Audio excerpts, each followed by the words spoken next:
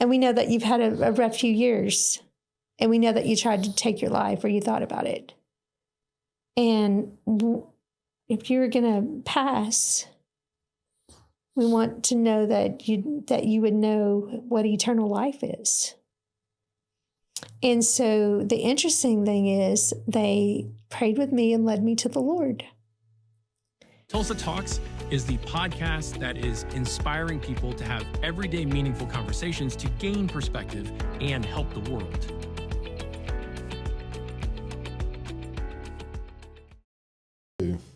And I appreciate you taking time for us today to come and share a little bit about who you are. Thanks for the invite. So you have an interesting past. I have an interesting past. And our lives were somewhat broken in a similar way as we lived not too far from each other back 45 years ago or so, 50 years ago, that we were talking about pre-recording. And mine went upper middle income family is what we had risen to, and 14 years old, going to the nicest places in town, water skiing, snow skiing, traveling all over the country, whatever we wanted to do. Fully engaged mom and parents, basically. Next thing I know, I went through a divorce, and I can't even get a ride to football practice anymore, let alone do any of the other stuff that we were accustomed to doing. Moved out of the house, moved into another place, and it was very unsettling for me to go through a divorce at 14 years old. And a lot of people do that. 50% of the population, basically, that get married go through a divorce, and it affects the whole family. Do you mind sharing what happened? No, not at all. Yes. So I was living in South Louisiana in Baton Rouge, and I loved everything about Louisiana. I loved the crawfishing. I loved crawfish boils. Did you get to go crawfishing? In the Chapalaya Bay. How cool. Yes, and I loved every bit of it. I loved the culture. I loved the food. I loved the people.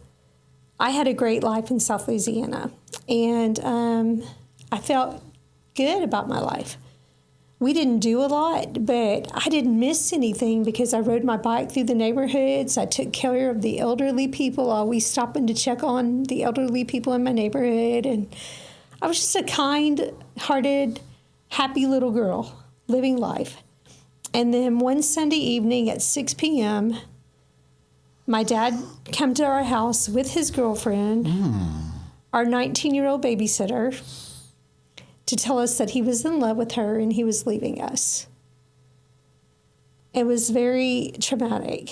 My mom got a gun and tried to shoot them, but the 19-year-old stepdad had showed up and wrestled my mom to the floor, took the gun from her. It was a very traumatic evening, and my dad left with his girlfriend. Wow. My mom and my sisters and I were just crying. It was just really sad. And the following morning, my mom loaded up a U-Haul trailer and said we were moving to Texas. My grandparents lived there. What part of Texas? East Texas, Mount Pleasant, Longview. Yeah. And so not only did we lose our dad that night, I lost all my friends. I lost my school. I was a majorette for the school. I marched in a lot of parades in Baton Rouge and New Orleans as a twirler. I was a mascot for the football team. So twirling is what I did. And my mother would sew my costumes. So I had all these costumes with sparkles on them and sequins. And I made straight A's. I was a good kid with a good heart. Yeah. And so we get to Texas. We've gone from middle class to poverty. We don't hardly have enough food to eat. We can't afford Christmas. Life has totally changed. And I'm trying to adjust to a new school. And then my mom announces that her old high school sweetheart has come back into the picture. He's going to rescue us and marry her. Mind you, my parents have only been separated or divorced for 6 months. And now I'm getting a stepdad. What roller coaster? Yes, who happens to walk in my room without knocking and tell me that now he's in charge and I will do what he says. Which in my mind I thought, like, hell I will. I don't know you, I don't like you, and you're not my dad. Yeah, who taught him his leadership skills? Yeah, he struggled. He made really good money working for General Motors in Dallas, but he was a very violent alcoholic.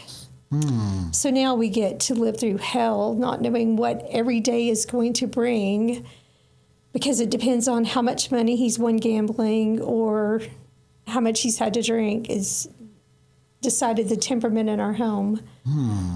I kept thinking my dad would show up and beat him up, but he didn't. And so in the midst of this, also, my new dad, and now I'm living in Dallas, he says, I will not be a majorette anymore. I will be a soccer player.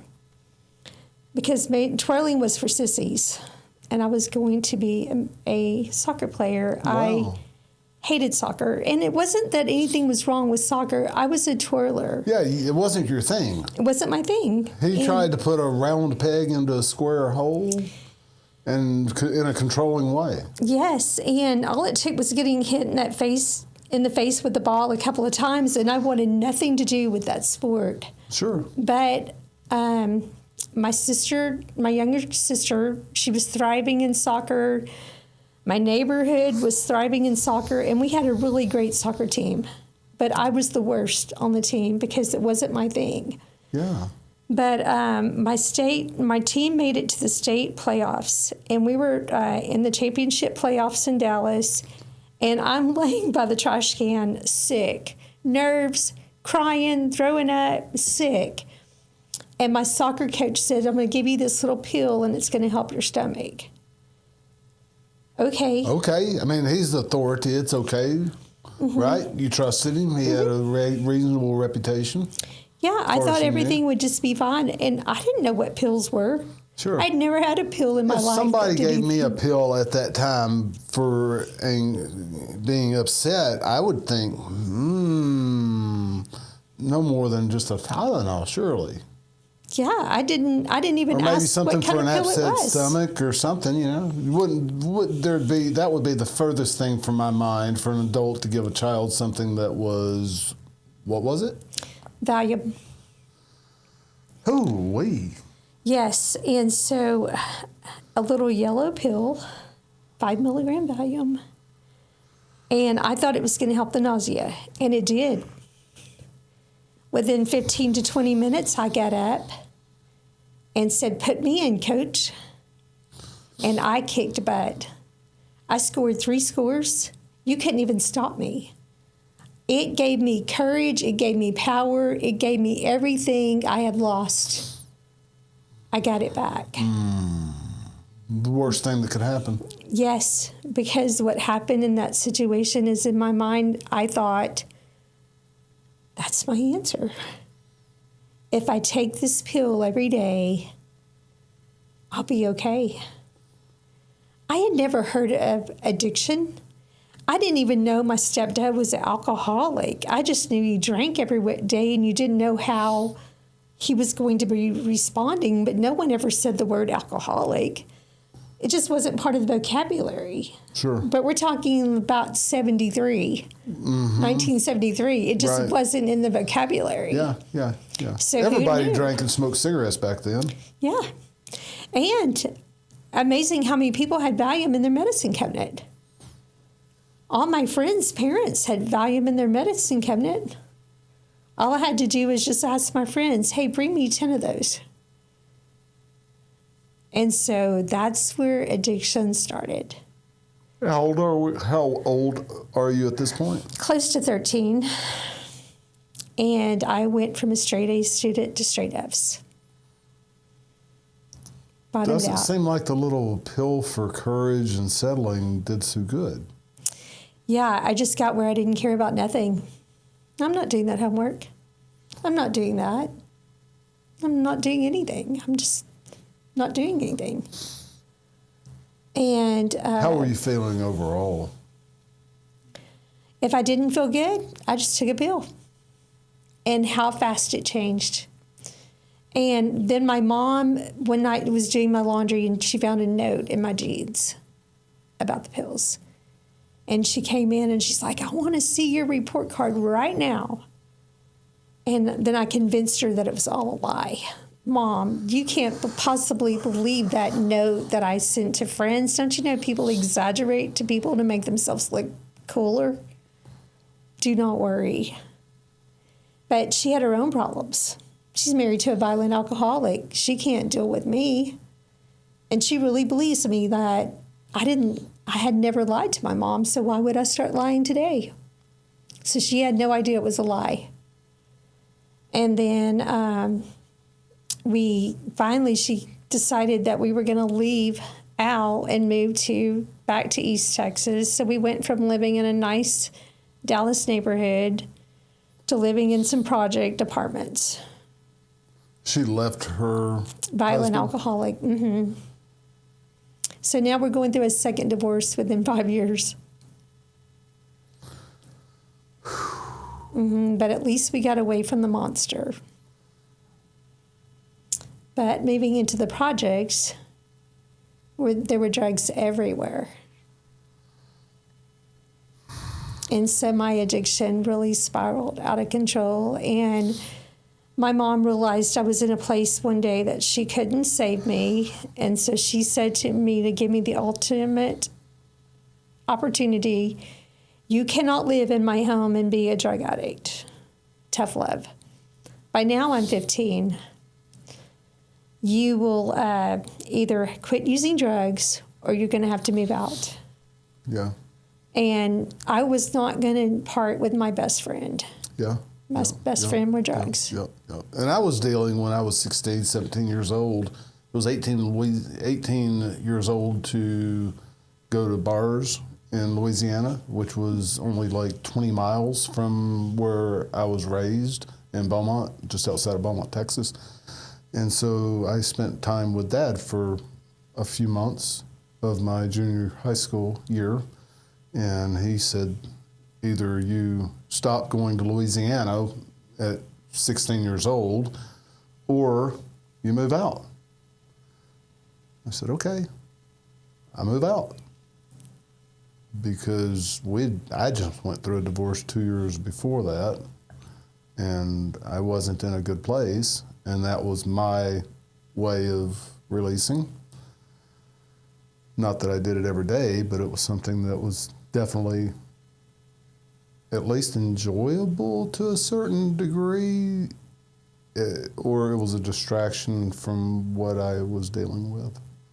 So it wasn't drugs. Mm-hmm. But it was still something along those lines. Mm-hmm. So your mom says at 15 years old, mm-hmm. stop drugs or get out. Mm-hmm. What'd you do? Got out.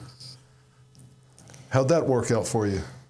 That did not work out very well at all, but I had friends, so I couch surfed, right? I would stay with friends here and stay with friends there and just look for opportunities for a party.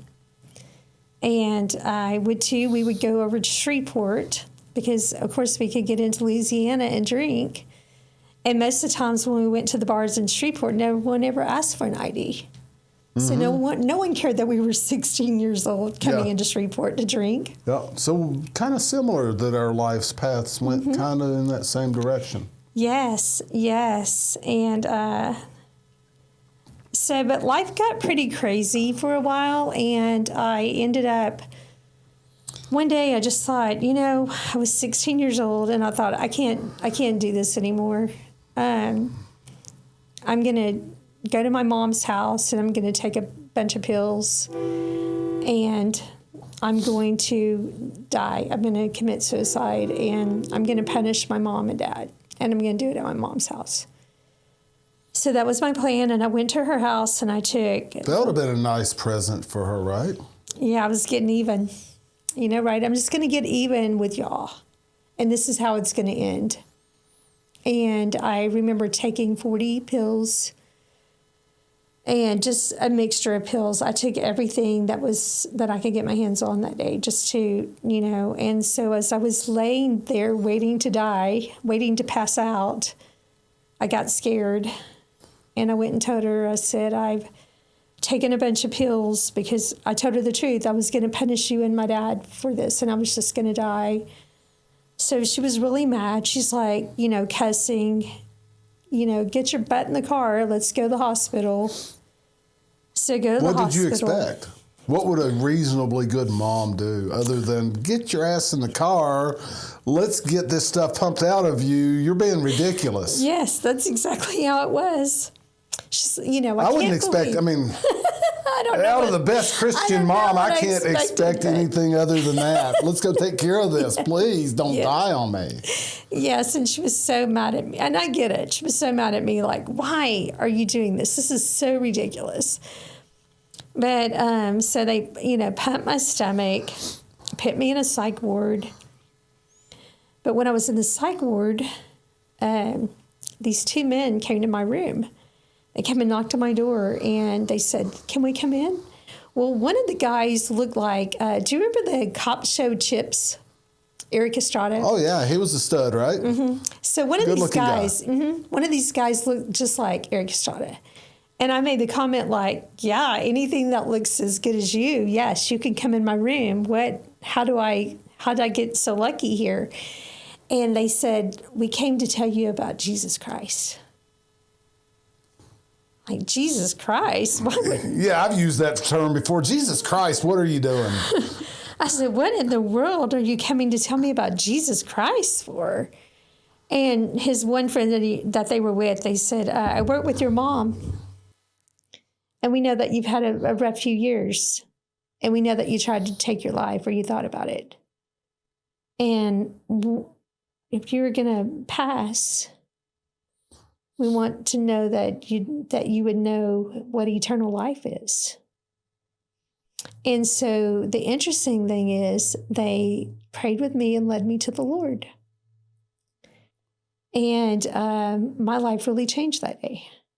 I had an encounter with something, God, and peace came over me and hope. And I came out of the hospital. I didn't want to touch a pill. I didn't want to touch drugs or alcohol or nothing. But I know more of your story than this. This isn't where it stops. No, this is not where it stops. And so I wasn't living at home, but my mom said, I'll let you come back home. But I had a new kind of almost stepdad, a new man in my mom's life. And he really didn't like kids. So one day, life seems good. I'm clean. I'm sober. I save my money. I buy me a 1964 Chevrolet Impala. And nice, fun car. Mm-hmm. And I'm, working at a nursing home, taking care of I'm washing dishes and everything, but feeding the elderly people, which is something I loved from Louisiana. And I think my life is good, and I'm living with my sisters, and we're all pretty happy. And then we come home one day, and the car is loaded up. My mom and her boyfriend, the car is loaded up. And I said, how come the house is empty, and how come your car is loaded up? And they said, we're going on vacation. We're not sure where we're going or when we'll be back. We're leaving your younger sister, mind you, who's 15. We're going to leave her with her boyfriend. And your youngest sister, we're going to leave with the neighbors. And you know how to survive on the streets, so you'll be fine, and we'll be in touch when we get where we're going. Wow. So now life is spiraling again. Wow. You had an interesting set of parents. Always looking for love in all the wrong places. Yeah. Yep. And it was like, okay. So at first, everything's crazy. My youngest sister, she's like 9 years old. She's crying. I don't want to stay at the neighbors. Oh. And the neighbors were nice enough to go ahead and nice take care of the 9-year-old kid. But they only kept her for a few days because then they wanted me to come get her and take her to my aunt's. I had some relatives around there, so I took her to my aunt's, and she's crying there. I don't want to stay at my aunt's. So I remember having my 64 Chevrolet car, and I just said, you know what? Again, I get the feeling that we should just kill ourselves. Let's just have a bad wreck and just kill ourselves. Let's go into a field. Let's just run it into the Sabine River, and let's just die in this car, because I don't know what to do with you, and I don't know what to do with me. We're stuck. But I did a few donuts in this field, and the car didn't roll, and you couldn't roll a 64 car if you wanted to.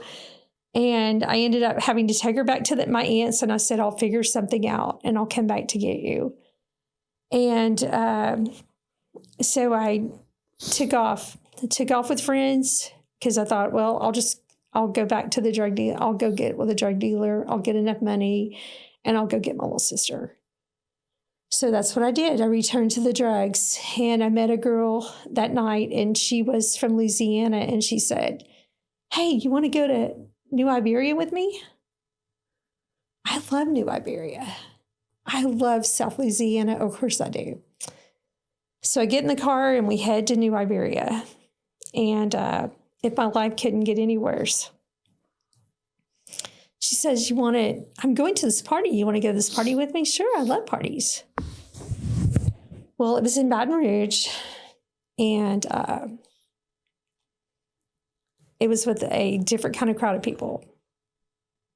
So if you're from South Louisiana, you know there's different kinds of people there. Yeah, mine were definitely the guys that made a living on the swamp, by the swamp, or were welders or whatever, blue collar, and below is where my mom's family was. Made a living by gardening and hunting and trapping, and those are those kind of people. But they were Roman Catholic family that had reasonable values. And I know that there's the other group that are not that. Yeah, I probably I got involved with the group that I would say were Roman Catholic, but that's not how they made a living other ways. Mm. And so I was there for a while, and I lived at Tigerland at LSU campus. Okay. And I spent a little while in Baton Rouge. Yeah, so turning 18 on Chime Street, and finally turning 18 years old. I lived quite a life before I was 18 years old. Yes, ma'am. And with this group of people, they were kind of strict. I mean, organized crime. Okay. And so they have the rules. And so anyway, I decided one day that I really didn't want to hang out there anymore, and that I would leave. But it's not as easy said. It's not as easy done as you just say it. Mm-hmm. And so you were kind of tied in. Mm-hmm. I was kind of committed. You knew some things that you might not need to know if you weren't part of that anymore. Mm-hmm. And so, because I was there for a while, probably from about 16 to 18. So, but interesting, my neighbors that lived behind LSU campus were cameramen for Jimmy Swaggart Ministries. How about that? Yeah. And so they brought me this lady, I had no idea that this concept that this lady had. Here I was, young, on drugs, partying. All I did was live this crazy life. And this lady comes by all the time with homemade cookies. She invites me over for dinner. She doesn't tell me that she is a Christian. She's just being a friend, being nice. So come over for dinner. And one night I'm over for dinner, and they want me to listen to these cassette tapes. I had never heard of Jimmy Swaggart. And honestly, the music is some really good music. There are times when because I'm from South Louisiana, I like the saxophone. There's a Southern style to the music that I really enjoy. Mm-hmm. So I took it back to my Roman Catholic friends, and they were like, we are Catholic. We confess our sins to the priest. Prostitution is the oldest profession in the Bible. You keep doing what we're doing, and you don't listen to them tapes anymore. And you don't hang out with those people anymore, okay? We have a different life. But I had a feeling that things would not end well one day, right? And so I just decided one night I would leave. And these people helped me leave. And I went the to Jimmy Swagger fans. Yeah, the people that worked for that ministry. Yeah. Mm-hmm, they helped me get into a teen challenge program in Pascagoula, Mississippi. So I go there and I live there for a year. I get clean. I get back to where I was in my mind, peace with God. And my life is good. And then I lived there for a year, and come to find out my mom had moved to Oklahoma. So I graduate the program and I come to Oklahoma where my mom and my sisters are. One sister's still in Texas. The young man that raised her from 15 on married her. Never slept with her until he did marry her, and made a good life for her, the best he could. And then my sister passed away with breast cancer about 10 years ago. But he made a good life for her, and he did love and take care of her from the time my mom left her. And so, but I get to Oklahoma, and I am confident that I am called into ministry, because that's what I felt in Teen Challenge.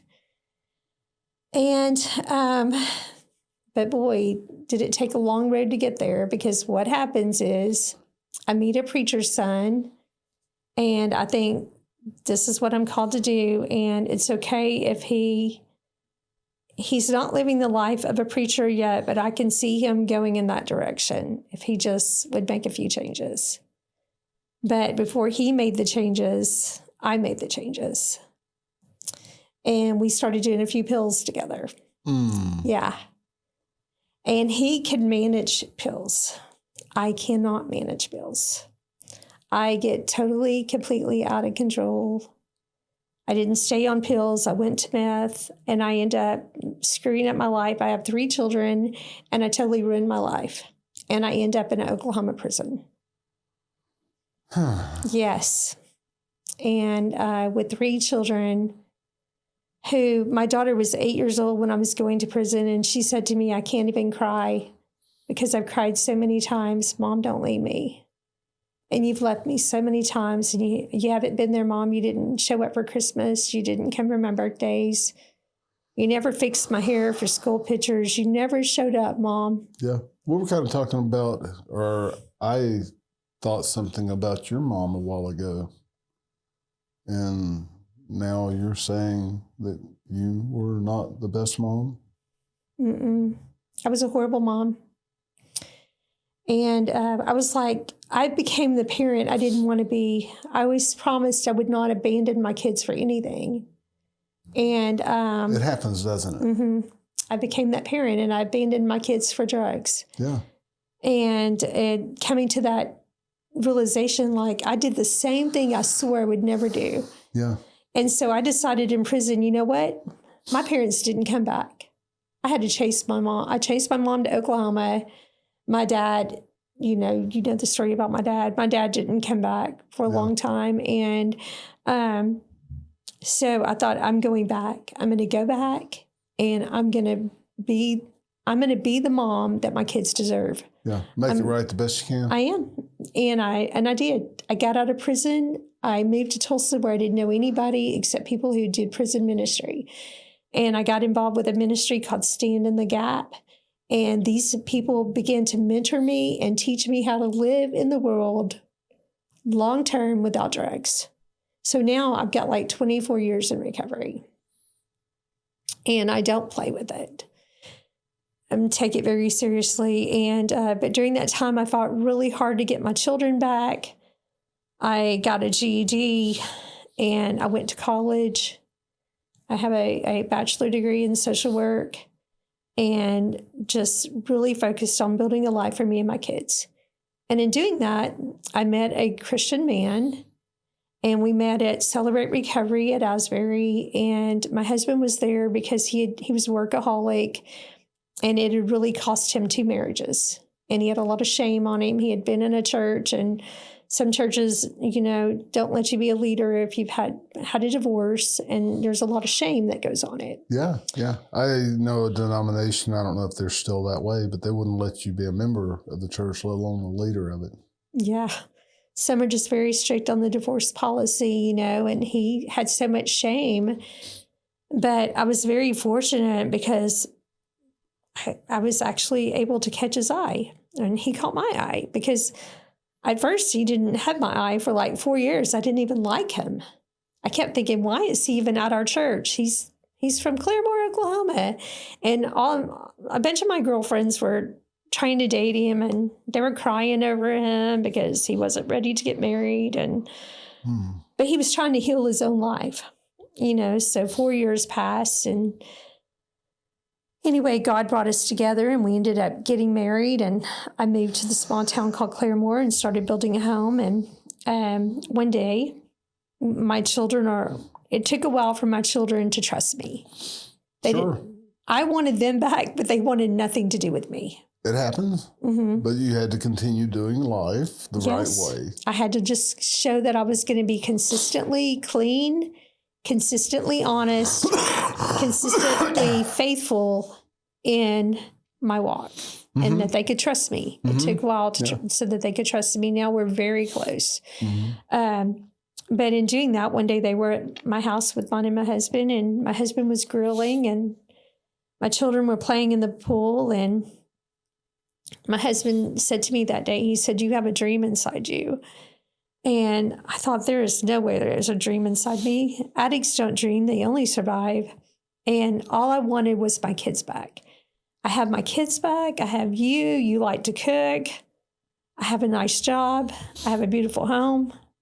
I'm living the dream. And he said, "Now, I think you should pray about this, because there's something inside you that you need. There's something inside you for you to do." Now, how did he know this? I didn't even know it. But I took what he said seriously and went back to him in a couple of weeks. And I said, "I've really been thinking about what you said." And I said, "You know what? My children's lives are different because I came back and fought to make a life different for them." There's 30,000 children in Oklahoma whose parents are incarcerated.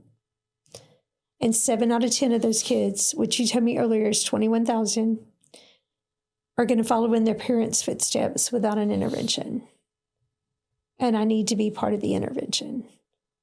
And he said, "How are you going to do that?" And I said, "Can I have a house? Can I have a house? Can I start building a home? I'll go into the prisons. I'll be the prison minister or the mentor that goes into the prisons. I'll help them. I'll give them everything that people gave me. I'll give them a team of mentors. I will bring them to a community that's going to like them. I'll bring them to a church. I'm going to bring them to a place where people are going to welcome them in, and they're going to be accepted." And so my husband said, "Okay."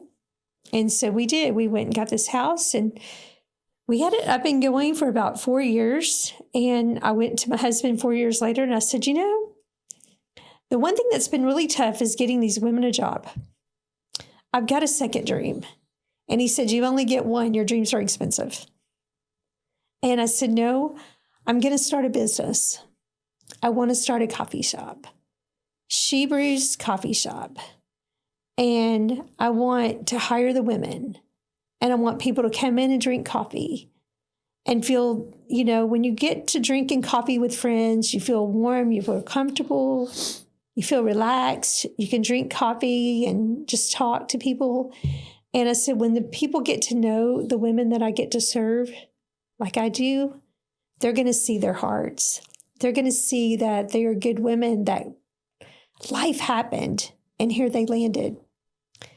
But if we can do this, I believe that people will hear the women and they'll be willing to give them a second chance. And so with that, we started a coffee shop called She Brews, and this was in 2008. So 2008, it was, the houses started in 2008. The coffee shop started in 2012. And it's been a really tough journey. I was a social worker without a business degree.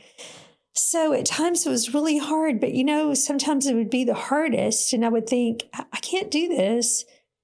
And somebody with that strength would come to me and say, don't close the doors. I caught the vision. I come to help. And over time and time again, the right people would come to help me. I didn't really have to. It was only the hardest when I was trying to do it by myself. And then when people came to help me. Yeah. And then in 2020,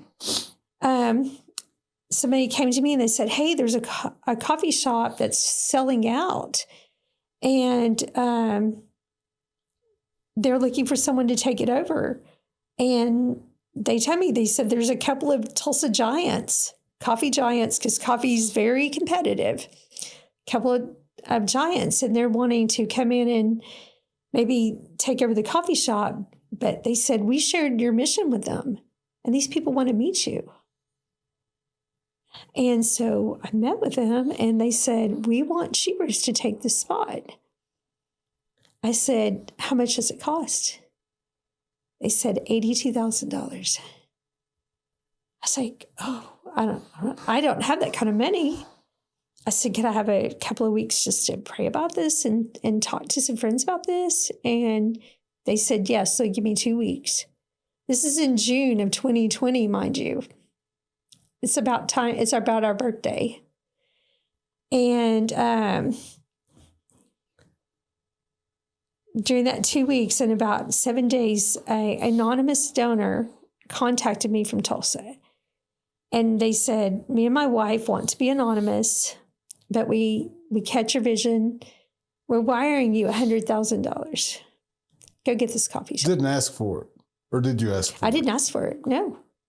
I never asked them for it. They learned what we were doing, and they said, we want to support you.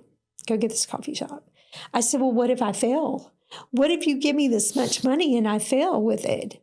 And they said, what if you don't? But they said, we're not blessing you with this because we believe that you're going to be okay. But even if you're not, we're blessing you with this. Yeah. And so we got the coffee shop at First and Lewis in Tulsa. And then guess what happened? They moved the farmer's market to First and Lewis. And that has been such a beautiful gift to come to us from the Tulsa area to put that farmer's market there. The people in Tulsa are so gracious to us and so generous that we make, in 4 Saturdays, we make enough to pay our rent and our utilities. So they got us on our feet. We were able, with the help, it took a team. You've heard the saying, it takes a team to make the dream work. It took a team to make a dream work. It took a town, Tulsa, to really make this dream. And Claremore, what a beautiful place to start a foundation. But then to come together and grow here like it has. We're $1.5 million a year budget. How did that happen? And I don't even take a salary. I'm a donor I donate my time, my thoughts, my vision. I've got an amazing board that donates their time and vision and work. And with them, we have created a beautiful team of employees that really work and make this vision happen. And it's really great because most of our people, not 100% of our employees, because you have to have some people who have education on how to make a business go and grow. But the majority of our employees are justice impacted women who are working to get their life on track, to get their children back out of the system. So we are working to impact children, and over 300 children we've gotten out of the systems or out of next to family kin and put back with their moms.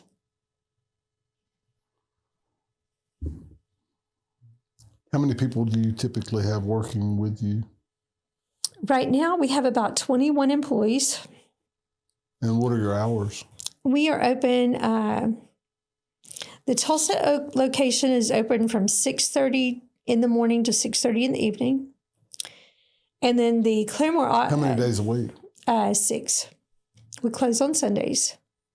We take a day of rest, 1 day a week. Yeah. And the same in Claremore. We have 2 locations in Claremore. And one is in the downtown antique area. We're beautiful little antique shops, and we're right in the heart of the downtown area amongst the antique shops. And then we have one that's south of town behind the Walmart. We have a drive-through that's open from 6:30 till 11:30 a.m. We just open in the morning to catch the morning people. How long ago did you open the first Sea Brews? 2012. Okay. So roughly 13 years. Mm-hmm. Yes, 13 years. And still not taking a salary. I know, because I just want to give to the ministry. I'm a giver. And so I've always said, what would be my salary? Let's buy houses. Let's prevent homelessness. Let's provide stability for families so that moms don't have to look for relationships that they're not ready for, and that they can get their kids back. So we provide long-term housing to moms and children. Up to 18 years, you can live in the housing with your children till your youngest child graduates high school. We provide long-term stability with our housing. So if I don't take a salary, then we can continue to put that money into housing. So right now our ministry owns 10 houses. Or we have 10 houses. There's a couple, if we don't own them, we rent them, but we long-time renters, like 10 years. And we're hoping to expand that in Kendall Whittier, where our shop is, to be expanding. We're going to partner with the organization called Your shop is close to Kendall Whittier? We are in the heart of Kendall Whittier. Mm-hmm. Like where the elementary is, right there by TU? Yeah, right by TU. In fact, TU put a coffee shop in their business school called Goldie's Grounds, and they allow She Brews to be the foundation for that. We provide the coffee. We give them their own label.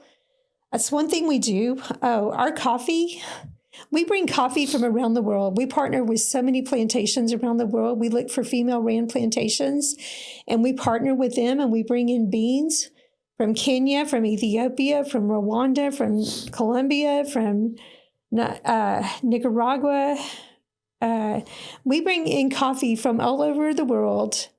We roast our beans. Every Friday, we have fresh roasted beans. We have a retail business and a wholesale business. And one of our best customers is TU, the business school. Yeah. Thank you, Miss Kathy Taylor and the team, for being behind that and allowing us to be the source for Goldie's Grounds. Mm-hmm. Yeah. I learned of She Brews back when we were building our website. We have a community hub page on our website, and dining and entertainment is one of the categories of our 100 most known things or the best things to do in Tulsa. And then we have hidden gems as well. And I learned about She Brews through reviewing all the options of things to put on that list. And you guys do an amazing business. I have yet to go there yet, but I have heard of great reviews. Thank you. We try hard. Our people are really humble servants that give their all. They really give their all. They want a second chance. And they're so grateful for a second chance that it shows in everything they do. How do you go about finding those women that actually want help? Mm-hmm. How do you determine who to allow to come onto your team? That's a great question. I do go into Rogers County Jail, Tulsa County Jail, in both female prisons on a regular basis every week. So more into the jail than into the prison? I spend equal amount of time in jails and prisons. Mondays, it's Rogers County. Friday, it's Tulsa County. And Thursdays, it's Eddie Warriors. And Saturdays, it's Mabel Bassett. One busy Saturday woman. A month.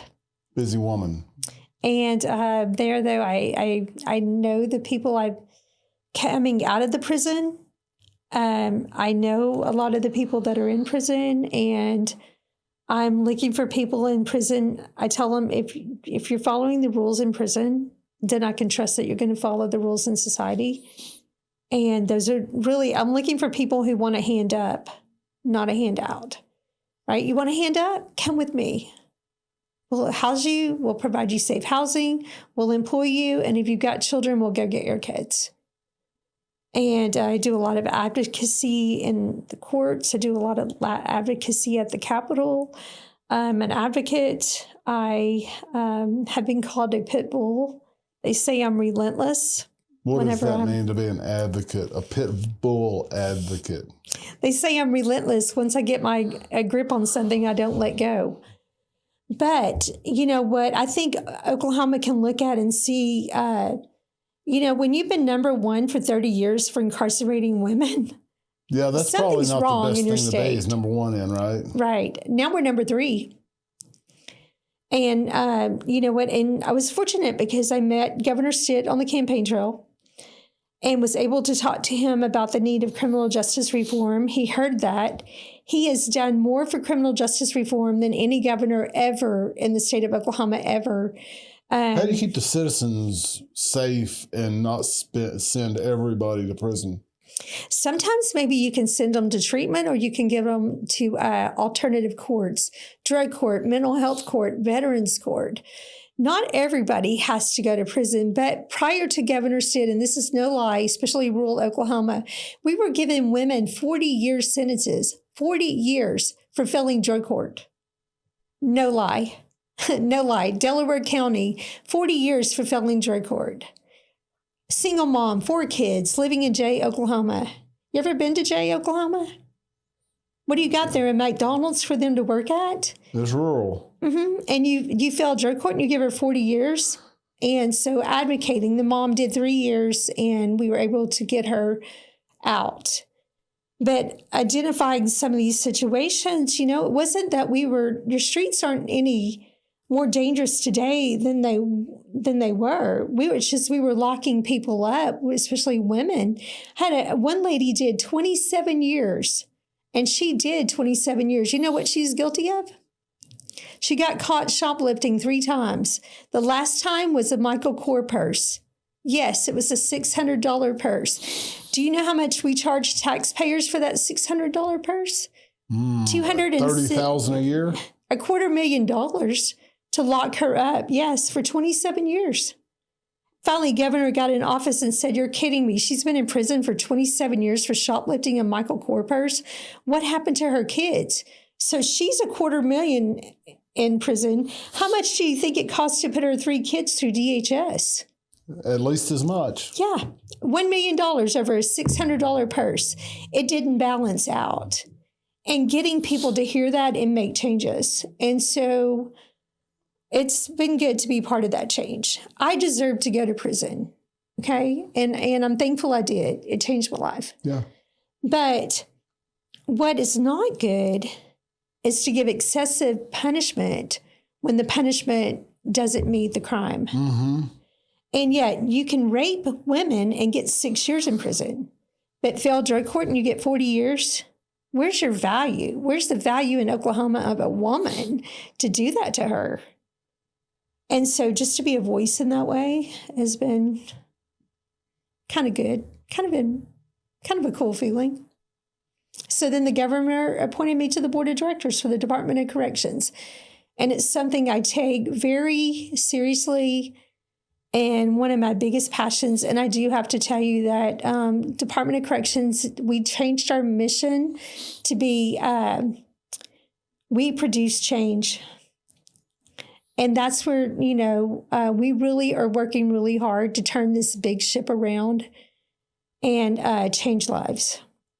We want people to have programs. And yeah, we've got a long ways to go. It's a big ship. But we're not where we were 7 years ago. How do you make a big ship turn faster? I wish I knew. But there's so many moving parts. But as you know, in Oklahoma, or many should know, the state just bought back our last private prison. Yeah, I'd say that a lot of people are oblivious of what's going on with prison and jail and the whole process of incarceration and people coming out and being on parole and what those people actually have to deal with, because the only reason why I know what parole people have to deal with is because I was in the construction industry, owned my own small business, and I was around other people that employed them, and I actually have been to GSL a few times, God's shining light. And so I've been around it a little bit, but a lot of people have not, and they don't know how hard the system is to navigate for those people that are coming out of prison. Yes, because I can tell you, and this is the truth, this is not for all people, but it is true for some. People will behave a certain way. And I'm talking about people of leadership. I'm talking about some people who wear a badge and sit behind a desk. They will act one way when everybody's looking and a different way when nobody's looking. Who's not? I mean, everybody's looking at some point. Well, okay, I had a man that called me, and he's been calling me for 6 months, and I haven't had time to deal with his case. He called me again the other day, and I was like, okay, sir, obviously you're going to keep calling me till I help you. Tell me again. He said, I have to take off work every month and drive 3 hours one way to pay a fine. And I am so disrespected when I get there. They talk to me like I'm dirt. And he said, I'm about to go back to prison for it. And I said, okay, don't do anything foolish. This month, go drive there, pay your payment, let them talk to you like dirt, be respectful and leave, and give me 30 days to see if I can do anything. And so, but knowing people, I called some people and said, look, this is what's happening in this county.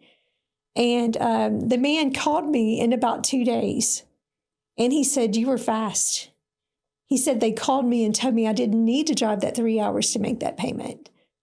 And they talked to me like I was human on the phone. And I said, it's amazing what people do when they think nobody's looking and what they do when they think somebody's looking.